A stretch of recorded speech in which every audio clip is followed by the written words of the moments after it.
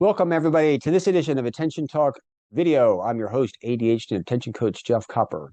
For those that watch my channel, I am a trained life coach that specializes in coaching those with ADHD, trained by Coaches Training Institute and the ADHD Coach Academy, plus incredible education I've gotten over the years on my podcast, Attention Talk Radio, and then also interviewing experts on Attention Talk Video.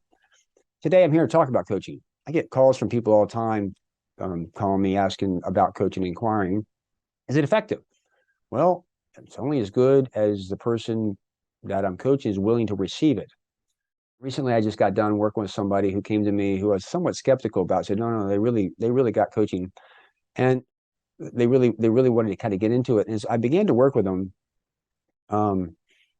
being kind of clear that they had a few vices that was getting in their way. Which, by the way, I get a lot of calls from people saying, I don't have a routine, I need structure. And when I go through their day, yeah, they roll over, they grab their phone, and there they are for 3 hours. They get up to go to the kitchen when they're hungry, and then they're on their phone. I mean, there's a routine to that. But the idea really is the phone, the addictiveness of the phone is what's getting in the way of the productivity. It's not about planning the routine. It's about putting the phone so you can have a routine. Anyway, where I'm going with this is the individual had a couple vices. Let's say it's a phone addiction. It wasn't, but it was something else. And I was explaining to them about, if you want to do these other things, at some point in time, you've got to consciously say, I don't want to do this anymore. And they really didn't want to do it. And they were getting frustrated because they wanted me to coach them. And I'm like, basically, I can't compete with the phone, or life can't compete with the phone. If you just don't want to put it down, that's a bit of a challenge. That's a great example of somebody who thinks that the tip, trick, or strategy is going to do the work for them. Or if they write that they plan to do something on Thursday afternoon, that the plan on Thursday afternoon is going to do the work for them. Like the shovel doesn't actually do the digging. You can have the shovel, but you have to do that.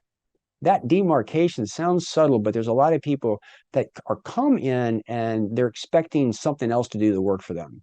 I'm sharing that with you because if you've had a coach before in the past and you've struggled, maybe you're not engaging in the process. Or if you're thinking about having a coach, understand that needs to happen. I mean, I know I get calls a lot from spouses and parents of kids that say that, my spouse is really struggling with ADHD. And my comment really is, if they're struggling so much, why are you calling me?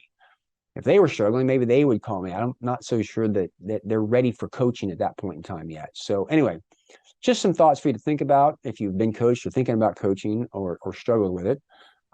With that, if you're new to our channel, hit the subscribe button, please. We'd certainly like to add you to our list of people. Also, comments, thoughts. Also, we do what we do for you. I hope you enjoyed it. If you're so inclined, please make a contribution by hitting our thanks button. So with that, we hope you've enjoyed this edition of Attention Talk Video. Take care.